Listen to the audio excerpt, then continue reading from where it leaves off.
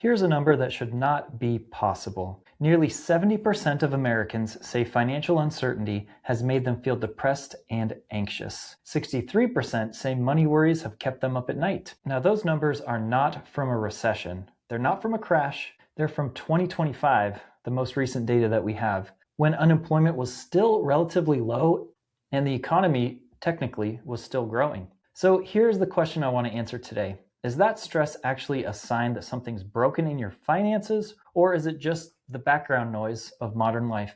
Because I think those two things are very different, and most people have never stopped to figure out which one they are dealing with. Now, before we get into it, remember, this is not personal financial advice. I'm not your financial advisor. What I am is someone who's dug into the research and wants to give you a practical framework, not a guilt trip. Welcome to your Money on Easy mode with Damien. When the phrase, "I'm bad with money," comes to mind, most people picture it in a pretty specific way. Someone who blows their paycheck at the casino, they buy a boat that they definitely cannot afford, they have 27 credit cards, all sitting at their limits. Now that version of bad with money does exist, but the far more common version is quieter and harder to see in yourself. It's checking your bank account before you order lunch. It's canceling plans because you are not sure if you can cover dinner. It's calling a flat tire a financial catastrophe. Nobody makes a YouTube video about that version of bad with money, which is exactly why so many people are living it without knowing it. So today, we are running a financial health check together. I call it the 5 money vital signs. Think of it like a checkup at the doctor's office. The doctor does not just ask you if you're feeling bad. They check your blood pressure, they check your temperature, and your pulse. Each reading is a specific data point that tells a specific story. So today we're doing the same thing for your finances. 5 specific signals that tell you pretty clearly whether your money system is working or whether something in it needs a fix. Let's go. If you're checking your bank account before you order a $10 lunch, that might be a symptom of a broken money system. We're running through the 5 signals that tell you whether your finances are working or whether something is broken. Here is the first one. There's a version of money stress that is just situational. You have a rough month, a big unexpected bill, tighter than usual. That is normal life. But this sign is about something different, when that anxiety is not tied to a specific event, when checking your balance before a small purchase is just another Tuesday, when you are running little mental calculations every time you consider spending any money at all, even amounts that should be pretty trivial. Think about what this looks like in practice. You're at the grocery store, you need shampoo, it's $9. Do you hesitate? Do you put something else back? Do you open your banking app right there in the aisle to check whether you have enough? If this is a pattern, not just a rough week or a tight month, but your default operating mode on regular weeks, that's a sign that vital sign number 1 is in trouble. Most people who feel this way assume the anxiety means they are overspending. That may be true, but the more common cause is that they have absolutely no idea whether they are overspending or not, and their brains decided that uncertainty is basically the same as danger. Money anxiety around everyday purchases usually comes from one of 2 things. Either income that genuinely does not cover your expenses, or expenses that are manageable but invisible. The second one is more common. And importantly, those 2 situations call for completely different responses. And if you don't know which one you are in, you are stuck. A 2025 survey from Northwestern Mutual found that nearly 70% of Americans say financial uncertainty has made them feel depressed and anxious. Just uncertainty, not a crisis, not hardship, just uncertainty. A lot of people are not actually broke, they're just flying blind. And flying blind feels almost exactly like being broke. Your brain cannot distinguish between, I probably can't afford this, and I have no idea if I can afford this, so it defaults to stress in both cases. The practical fix for this specific problem is spending visibility. Not restriction, just visibility. There's a meaningful difference between those 2 things. Restriction says, I cannot buy the shampoo. Visibility says, I spent $230 on personal care items last month, and the $9 shampoo is completely fine. Once you can actually see your numbers clearly, the anxiety around small purchases drops significantly because now you are making decisions with real information instead of guessing. So the tool I recommend for this is a simple real-time budgeting app, not a spreadsheet that takes 3 hours to maintain and makes you feel guilty every time you open it. A system where your spending categories are loaded, your numbers are current,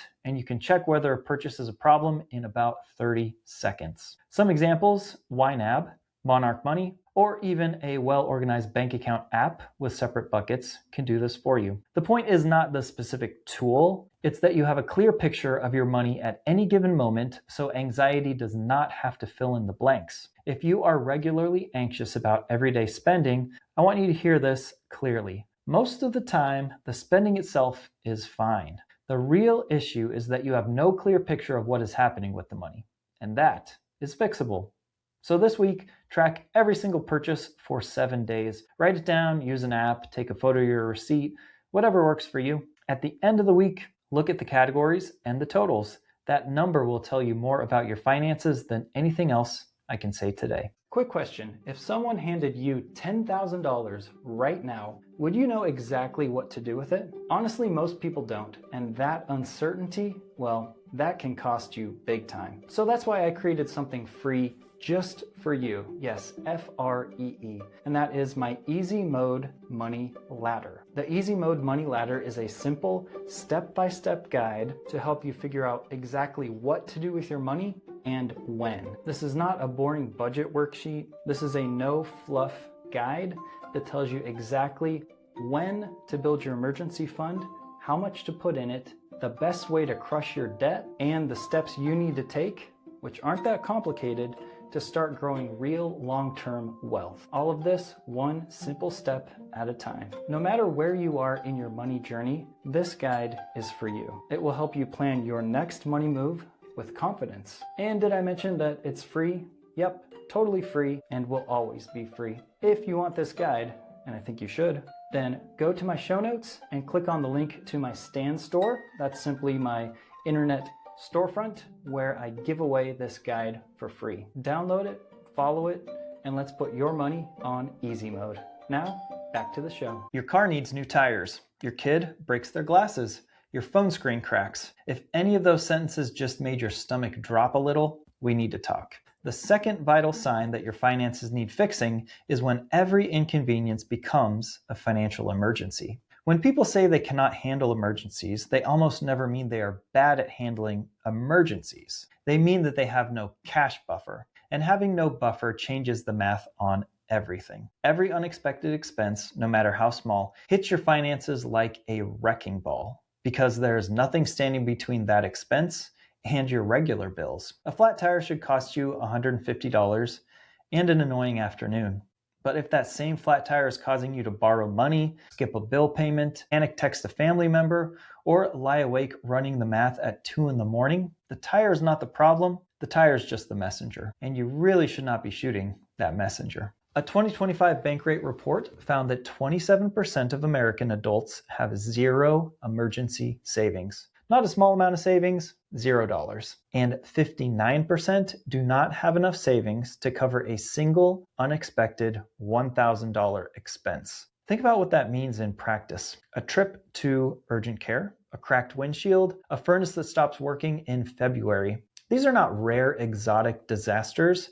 These are completely normal life events that happen to ordinary people every single year. And a majority of Americans have no financial firewall against them. Think of an emergency fund like a shock absorber. You don't need it most of the time, and you might go months without consciously thinking about it, but if you hit one pothole, just one, the difference between having a shock absorber and not having one is the difference between being mildly inconvenienced and blowing out your entire suspension. The pothole does not care which situation you are in. When you do not yet have an emergency fund, your risk profile is completely different from someone who does.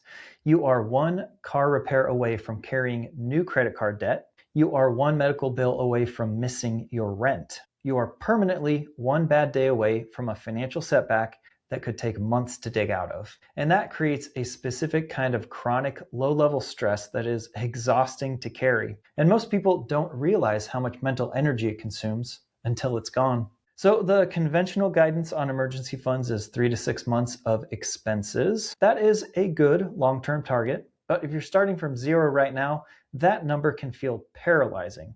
And when things feel paralyzing, people tend to do nothing at all. A more useful starting target is $1,000. Make that your first milestone. $1,000 covers most single incident emergencies, which breaks the cycle for the most common situations. Get to $1,000 first, then work toward 1 month of expenses, then 3 months of expenses. You don't have to climb the whole staircase today. The Federal Reserve's 2024 data found that 45% of adults did not have enough saved to cover 3 months of expenses. If you are in that group, then vital sign 2 is flagging. Open your banking app right now, find your savings account, and look at the balance. If it's under $1,000, open your calendar and block 30 minutes in the next week to move even a small amount into a dedicated savings account. $1,000 is the first target. Every dollar between here and there counts. There's a specific kind of math that happens in your head around day 10 of a 2-week pay period.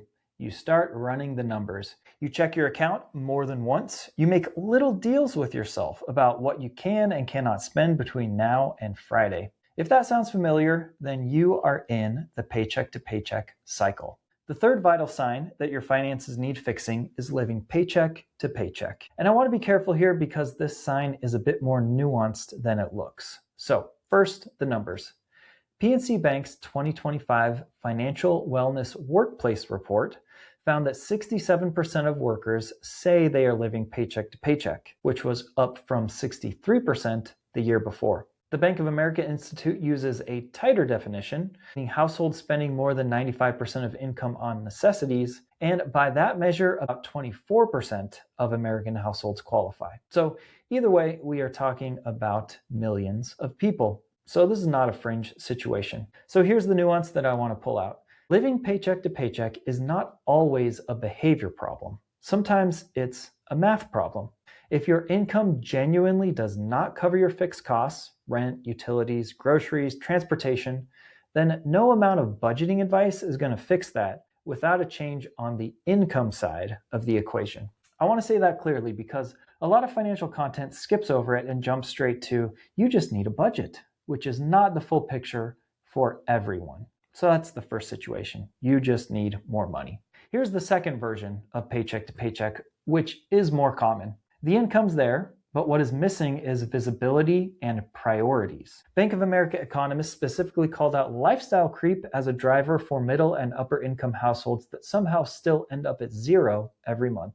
Here's how it happens. You make more money, so you get a slightly nicer apartment, you get a newer car, you add a couple of streaming services, you eat out a bit more often because you can. None of these are individually bad decisions, but slowly, without ever making a single conscious choice to get there, your expenses expand to fill your income. A perfectly livable salary leaves you with $40 on a Wednesday, and you're not even sure where it all went. The telltale sign that you are in the lifestyle creep version rather than the genuine math version is this. Your income has grown over the last few years, but your financial anxiety has not improved. You make more than you did 5 years ago. You should have more breathing room, but somehow you feel the same level of squeeze. That's a flag worth paying attention to. So getting out of lifestyle creep does not require cutting everything you enjoy. It requires knowing where the money is going first. So one question, where did last month's money go? Not where you planned for it to go,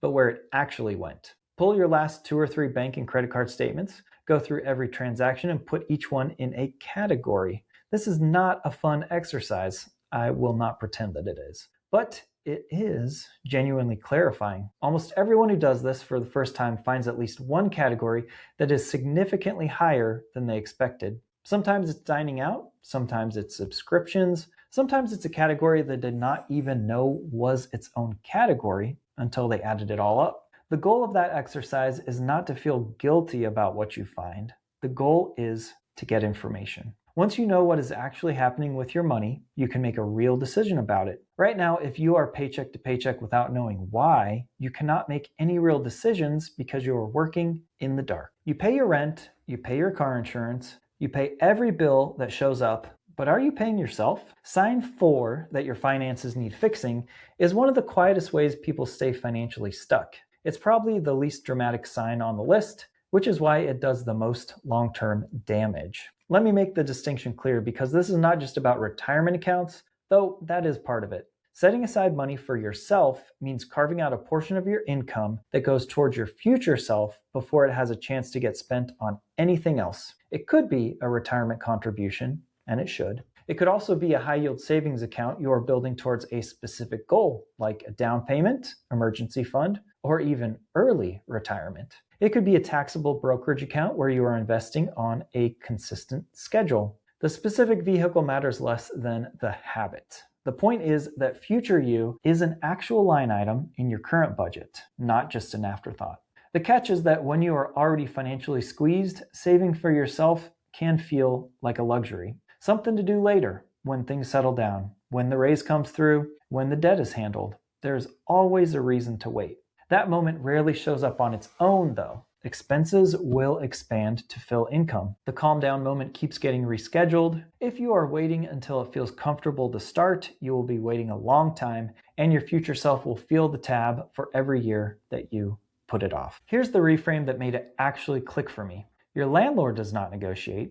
Your car insurance doesn't wait around to see if there's anything left over at the end of the month. So your savings should work the same way. Pay yourself on the same schedule with the same non-negotiable energy that you bring to every other bill. Automatic transfer on payday? Done. What your brain learns pretty quickly is that it can adjust to whatever number lands in your checking account. Within a couple of pay cycles, you stop noticing the money that is being moved, which is exactly the point. The retirement piece deserves some specific attention. A 2025 report from Betterment found that 401k participation has surged to an all-time high, which is good news. But 48% of workers now believe they will need at least $1 million to retire comfortably, while only 27% actually expect to reach that goal. So this gap between expectation and expected reality is real and it's growing. The only lever you have on it is time. Starting earlier is more powerful than any other single variable. If you have access to a 401k with an employer match and you are not contributing enough to get the full match, your employer is offering you a raise that you are declining every single payday. That money does not roll over, it does not wait for you, it just vanishes. The employer match is the closest thing to a guaranteed return that exists in personal finance. And a lot of people are quietly walking past it every 2 weeks because they never updated the form. So log into your HR portal or payroll system this week and check your 401k contribution rate. If you're not capturing your full employer match, increase your contribution by 1% this pay period. It takes about 5 minutes. Set a reminder right now so you actually do it. Your budget was built for a previous version of your life. If you have not updated it since then, you're flying a plane on last year's weather data.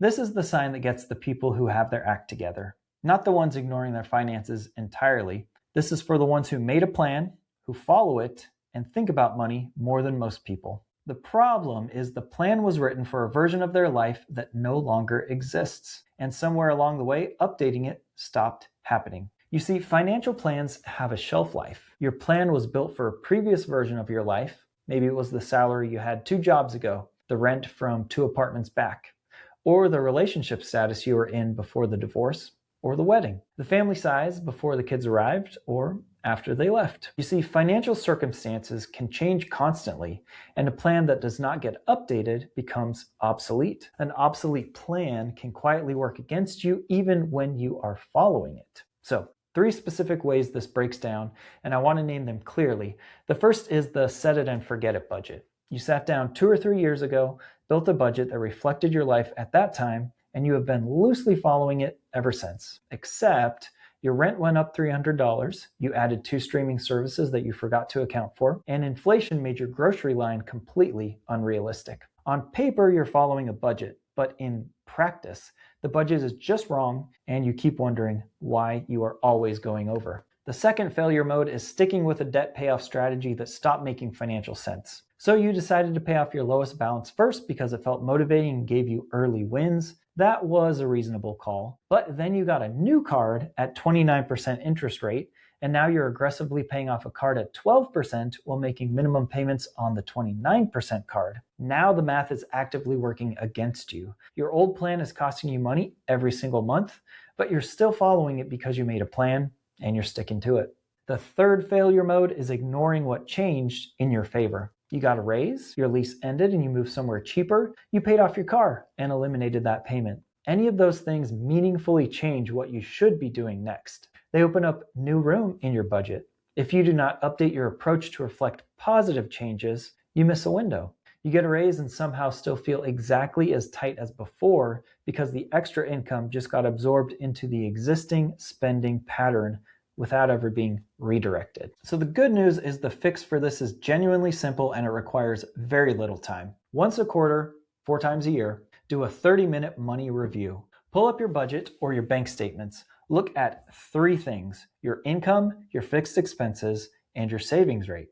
Compare those to 3 months ago and ask yourself one question. Does this plan still reflect my real life? If the answer is no, then update the plan. If the answer is yes, you are done. 30 minutes, 4 times a year. There is a certain kind of financial avoidance that looks like discipline from the outside. That is not updating your plan, because updating it means confronting what is actually going on. Looking at a spreadsheet that was last touched 18 months ago and deciding you probably already know what is in it. If you've been putting off a money review because you are afraid of what you will find, the avoidance is the anxiety doing its thing, wearing a costume of discipline. The only way through it is to open the file and take a look. So right now, open your calendar and block 30 minutes in the next 7 days. Label it as money review. When the time comes, open your budget or your bank statements and ask that one question. Does my plan still match my actual life? If anything is obviously out of date, update it. That's the whole exercise. All right, we made it through the 5 money vital signs. Here's your homework, and I want you to actually do it rather than just nodding along. Tonight, run the 5 money vital signs on yourself. Grab a piece of paper or open a notes app and go through each one honestly. And here they are. Sign 1.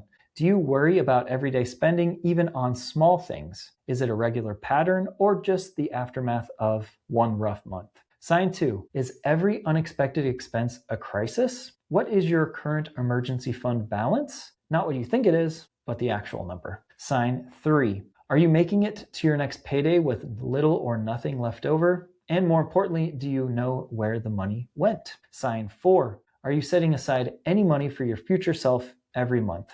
Is it automatic, or does it only happen if there's something left over at the end? And sign 5. When did you last look at your financial plan and update it to reflect your current life?